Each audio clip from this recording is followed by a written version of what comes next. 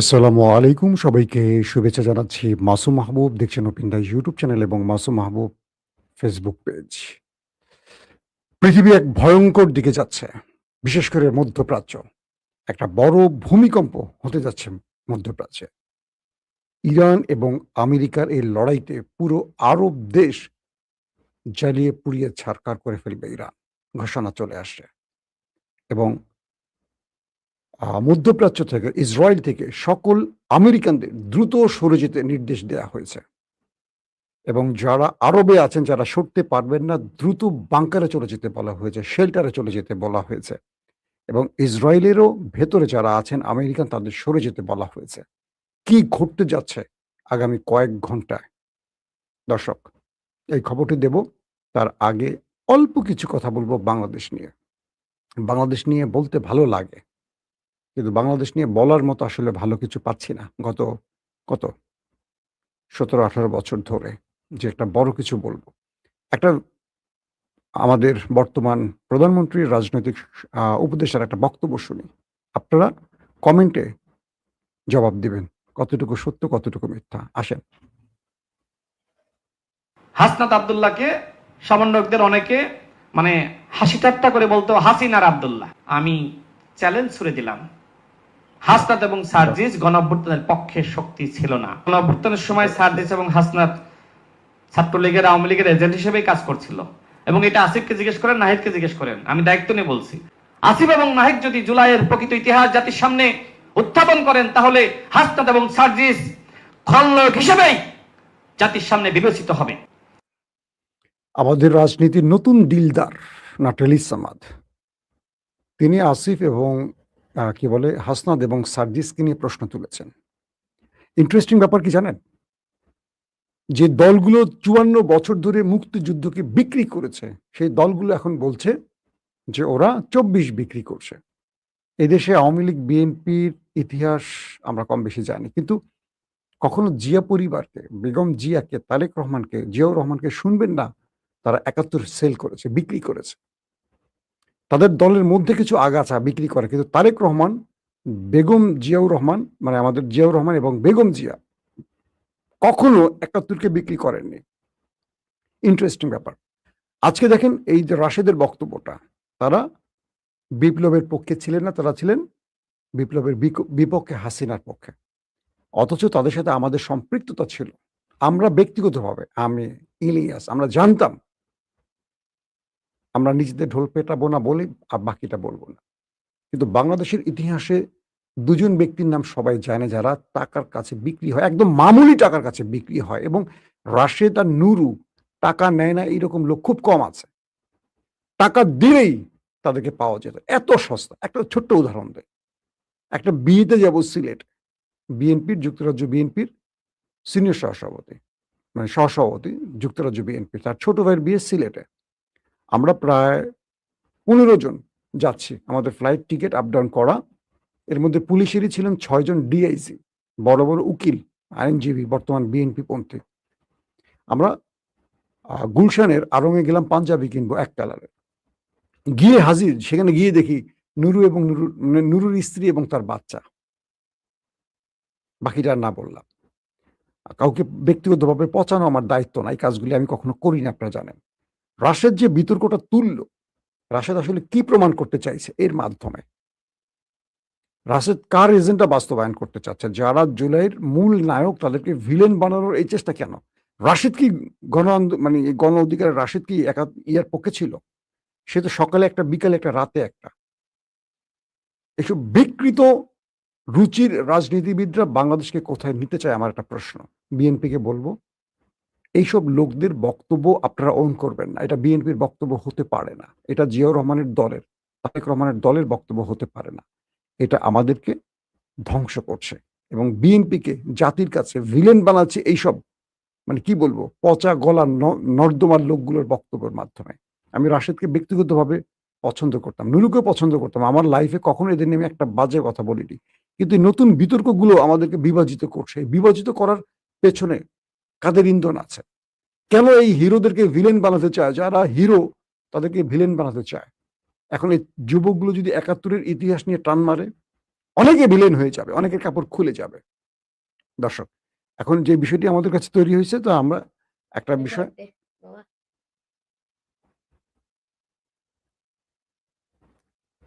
আবার ফ্রেমে আসো। আমার ছেলে আমাকে লাইভের মধ্যে চলে আসতে হ্যাপি বার্থডে দেওয়ার জন্য। আজকে আমার জন্মদিন, তাই হঠাৎ করে সে আমার স্টুডিওতে অনেকক্ষণ দাঁড়িয়ে আছে, আমাকে দেখতে পাচ্ছে না। এই যে এটা হলো আমার ছেলে মুয়াজ্জল সাবিত প্রিয়, ক্লাস 5-এ পড়ে। সে আমার জন্য একটা গিফট নিয়ে আসছে, বাবাকে জন্মদিনের গিফট দিবে, সে লাইভের মধ্যে চলে আসছে। এটার মধ্যে কি আছে বাবা?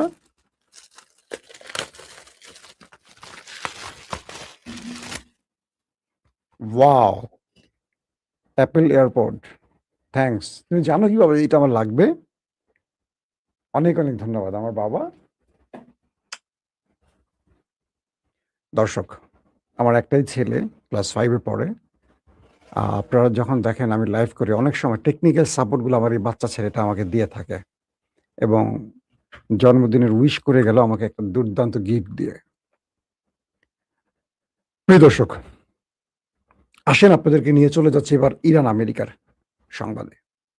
আজকে দিনের যে প্রথম লাইভটি করেছিলাম বিকেল 6টায় বোধ হয়, সেখানে আপনাদের বললাম যে আমেরিকা একটা বড় প্ল্যান করেছে ইরানকে একেবারে মাটির সাথে মিশিয়ে দেয়ার। তারপর ইরান পাল্টা হুমকি দেওয়ার পর আক্রমণ থেকে কিছুটা সরে আসছে। কিছুক্ষণ আগের আপডেট পাওয়া গেল এরকম, পুরো মধ্যপ্রাচ্যের সকল দেশ থেকে আমেরিকার নাগরিকদের সেই দেশ ছাড়তে বলা হয়েছে। যারা আছেন দ্রুত তাদেরকে শেল্টার জোনে চলে যেতে বলা হয়েছে। শুধু তাই নয়, ইসরায়েল থেকেও আমেরিকানদের সরে যেতে বলা হয়েছে, কারণ আমেরিকা ইরানে একটা বড় অ্যাডভেঞ্চার করতে যাচ্ছে। আমেরিকা পুরো ইরানের বিদ্যুৎ জ্বালানি সিস্টেমগুলোকে ধ্বংস করে ফেলতে চাইছে, এবং আমেরিকা দীর্ঘদিন আক্রমণ করে ইরানের কাছে পরাস্ত হওয়ার ফলে তারা একযোগে কয়েকটি ফ্রন্ট থেকে একটা বৃহৎ অ্যাটাকের পরিকল্পনা করছে, এবং এই অ্যাটাকের মাধ্যমে যদি ইরানকে দমাতে না পারে, তাহলে যুদ্ধের গতি ভিন্ন দিকে চলে যাবে। অর্থাৎ পুরো পৃথিবী একটা ভয়ঙ্কর ভূমিকম্প দেখতে যাচ্ছে। অনিশ্চিত আমাদের আগামীর দিনটা। পুরো মধ্যপ্রাচ্যে আমরা হয়তোবা একটা বিশাল আগ্নেয়গিরি দেখতে যাচ্ছি। এটা খুবই ভয়ঙ্কর সিমটম। আজকের এই বক্তব্যটি আপনারা মাথায় রাখবেন। আগামী কয়েক ঘন্টার মধ্যে বা কয়েক দিনের মধ্যে পৃথিবী একটা ভিন্ন, কি বলবো, নতুন একটা, শব্দগুলি সোশ্যাল মিডিয়া আসলে বলা খুব ভয়ঙ্কর, কোন কথার জন্য কোন কথা আটকাবে। একটা ভয়ঙ্কর পৃথিবীর দিকে আমরা যাচ্ছি। ট্রাম্প তার নাগরিকদেরকে মধ্যপ্রাচ্য থেকে বের করে ফেলার অর্থ কি বুঝতে পারছেন? অর্থাৎ তিনি ইরানে একটা বড় অ্যাটাকে যাবেন। ইসরায়েল থেকে সরতে বলা হলো কেন? কারণ ইরান ইসরায়েল এবং আমেরিকার সম্মিলিত ইরানে অ্যাটাক করবে, এবং সর্বশক্তি দিয়ে তারা অ্যাটাকটা করবে। ধরেন তাদের যত যুদ্ধ বিমান আছে সবগুলোকে একসাথে ব্যবহার করবে ইরানের প্রত্যেকটা স্ট্রাকচার ধ্বংস করার জন্য, স্থাপনা ধ্বংস করার জন্য। গুরুত্বপূর্ণ বিদ্যুৎ ব্যবস্থা যেন পুরো ইরান অন্ধকার হয়ে যায়, পুরো জ্বালানি সিস্টেম বন্ধ হয়ে যায়, পানি শোধনাগার বন্ধ হয়ে যায়। ইরানের মানুষকে আয়ামে জাহিলিয়াতে ফেরত পাঠাতে চায়, এবং ইরান পাল্টা জবাব দিবে এটা জেনেই আমেরিকা, ইসরায়েল এবং আরব থেকে তাদের জনগণকে সরে যেতে বলছে। কতটা স্বার্থপর চিন্তা করছেন? আরবের যে লক্ষ লক্ষ কোটি কোটি মানুষ আছে তাদেরকে বিপদে ফেলে আমেরিকানদের চলে যেতে বলেছে, আর এই আরবরা এতদিন দুধ কলা দিয়ে এদেরকে পুষছে। কত বেকুব জাতি এই জুব্বা জাতি। এই জুব্বা বাংলাদেশের জুব্বাকে বলছি না, আরবের জুব্বার কথা বলছি। এর চেয়ে বেকুব কেউ হতে পারে? আরব তার পেট্রো ডলার দিয়ে এদেরকে পুষছে। ট্রিলিয়ন ট্রিলিয়ন ডলার গত 1-1.5 বছর আগে এই ট্রাম্পকে কাতার, সৌদি আরব, আরব আমিরাত কয়েক ট্রিলিয়ন ডলার দিয়েছে জানেন? ট্রিলিয়ন ডলার বুঝছেন? Million, billion, trillion. যে মুসলিমরা পুরো পৃথিবীতে অভাব অনটনের দিন পার করছে, পুরো আফ্রিকা যেখানে মুসলিম দেশগুলো আছে পুরো আফ্রিকারই অবস্থা খারাপ। আমাদের দক্ষিণ এশিয়ায় মুসলমানদের কি করুণ অবস্থা।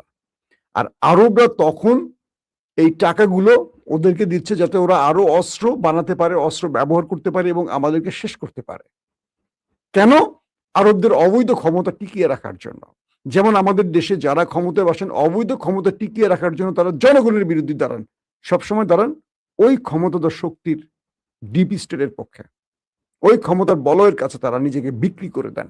আর আমরা মারামারি, কাটাকাটি, রড দিয়ে চোখ উপড়ে ফেলে রাজপথে জীবন দিয়ে এদেরকে ক্ষমতায় বসাই।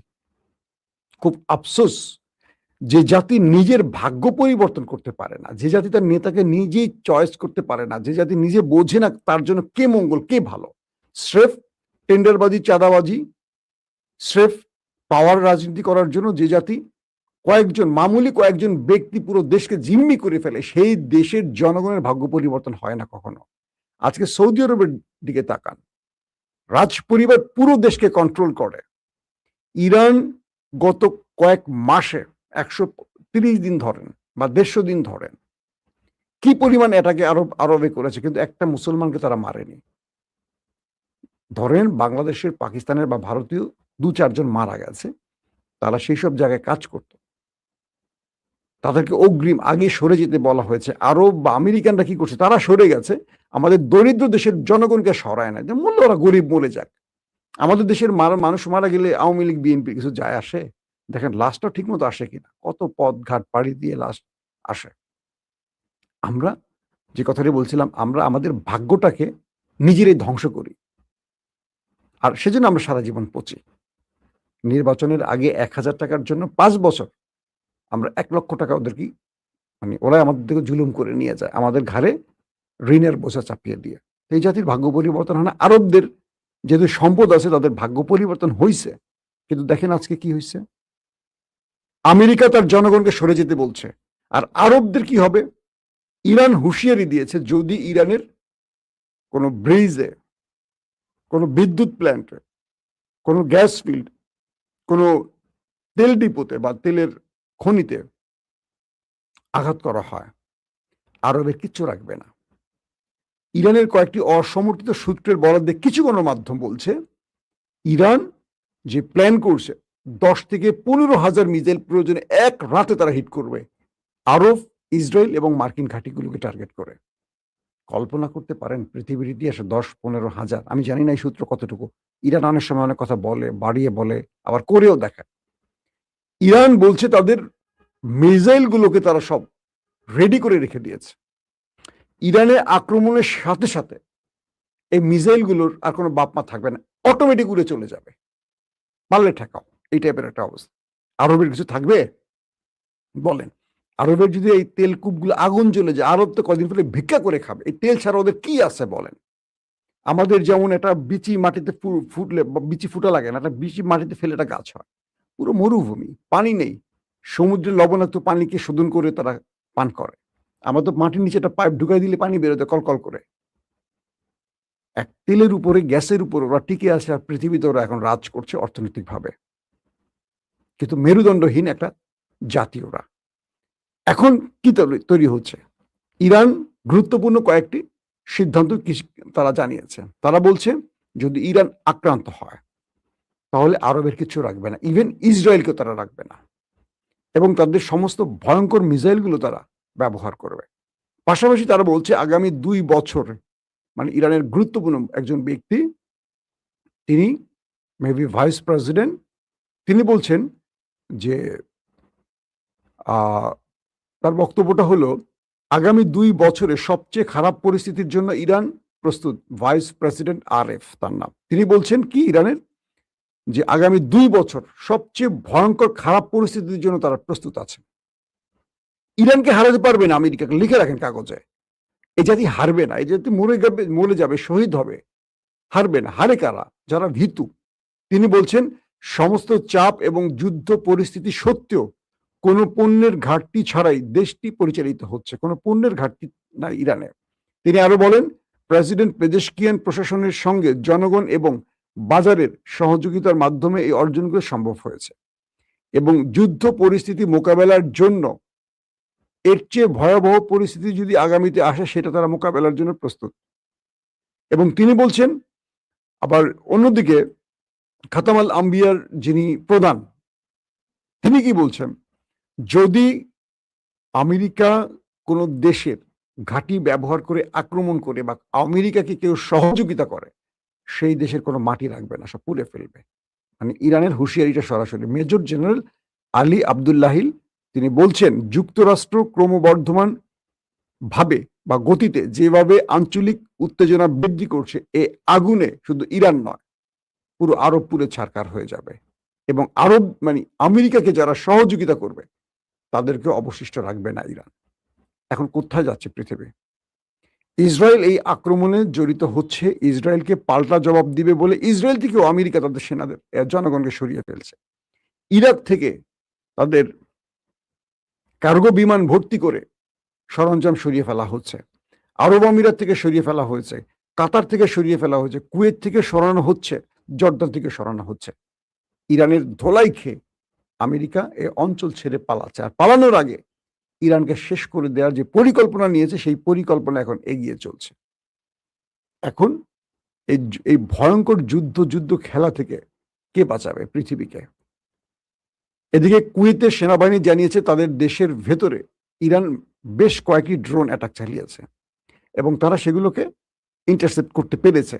আর ইরানের গণমাধ্যম বলছে কুয়েতের মার্কিন ঘাঁটির বেশ কয়েকটি গুরুত্বপূর্ণ জায়গায় আগুন ধরিয়ে সেগুলো ধ্বংস করে দিয়েছে ইরানের ড্রোন এবং মিসাইল।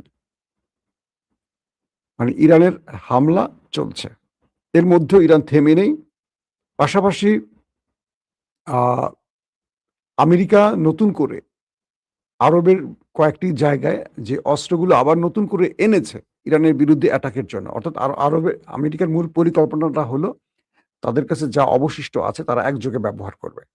কিন্তু মার্কিন যুক্তরাষ্ট্রের পেন্টাগন থেকে সামরিক জেনারেলরা ট্রাম্পকে বলছেন যে এই সময় আপনি এই সিদ্ধান্তটা দিয়েন না, কারণ আমাদের কাছে সীমিত মিসাইল আছে, আমাদের প্রচুর যুদ্ধ বিমান ধ্বংস হয়েছে এবং ইরান একটা লম্বা সময়ের জন্য প্রস্তুতি নিয়ে আছে। আমরা যদি আক্রমণ করে ইরানকে ধ্বংস করতে না পারি, তাহলে ইরান আমাদেরকে ধ্বংস করে ফেলবে। মানে আমাদের যা আছে মধ্যপ্রাচ্যে সব শেষ করে ফেলবে, আমাদের মিত্রদের শেষ করে ফেলবে এবং সবচেয়ে বড় মারটা খাবে ইসরায়েল। আমরা ইসরায়েলকে রক্ষা করতে পারবো না, আমাদের নেভাল টিম ইসরায়েলকে রক্ষা করতে পারবে না। আমরা কোনোভাবেই ইসরায়েলকে বাঁচাতে পারবো না, কারণ ইরান আক্রান্ত হওয়ার সঙ্গে সঙ্গে আরবে এবং ইসরায়েলে যে ম্যাসিভ অ্যাটাকের প্ল্যান করছে, এ সময় আমেরিকা নিজে পালাবার দিশা খুঁজে পাবে না, এদেরকে বাঁচাবে কি করে? ট্রাম্পকে মার্কিন জেনারেলরা বলছেন, আমেরিকার ওয়াল স্ট্রিট জার্নাল চেক করে দেখেন। তার মানে একটা ভয়ঙ্কর পৃথিবী দেখতে যাচ্ছি আমরা। আগামী কয়েক ঘন্টা অনেক বড় কিছু ঘটতে পারে যদি না কেউ ত্রাতা হয়ে এই যুদ্ধ বন্ধ না করে। আমরা এই যুদ্ধ চাই না, আমরা শান্তি চাই। আবারও বলছি, আমরা শান্তির পক্ষে। কিন্তু ডোনাল্ড ট্রাম্প শেষ সময় এসে তিনি কি অ্যাডভেঞ্চার করবেন আল্লাহ ভালো জানে। ট্রাম্প যদি ইরানের পাওয়ার প্ল্যান্ট বা গুরুত্বপূর্ণ জ্বালানি কেন্দ্রগুলোকে টার্গেট করে সবচেয়ে বড় মাসুল দেবে আরব এবং ইসরায়েল। কাগজে লিখে রাখেন, কারণ ইরান ছাড়বে না এবং ইরানকে কোনোভাবে দমাতে পারবে না। ট্রাম্প বুঝে গেছেন পারমাণবিক অ্যাটাক করবেন এবং বলা হচ্ছে যে কিছু কিছু জায়গায় পারমাণবিক ওয়ারহেড ব্যবহারও করেছে পূর্বের যুদ্ধে, 40 দিনের যুদ্ধে। ইরান কাউকে বলেনি। আমেরিকা ট্রাম্পই বলছেন তারা সীমিত আকারে নিউক্লিয়ার ব্যবহার করেছে ইরানের যুদ্ধে। তার মানে কি ইরান দমে যায়নি, তার মানে ইরান দমে যাবে না। তাহলে ইরানকে দমাবেন কি করে এইভাবে হামলা করে? ইরান যখন একযোগে মিসাইলগুলো মারবেন, আরবের কিছু থাকবে? ইসরায়েল শেষ হয়ে যাক, আপত্তি নেই। আরব তো আমাদের দেশ, মুসলিম দেশ। এই আরবের সম্পদগুলো মুসলমানদের সম্পদ। কোথায় থামবে পৃথিবী? দর্শক, আজকের মতো বিদায় নিচ্ছি। প্রত্যেকে ভালো থাকবেন। আল্লাহ হাফেজ।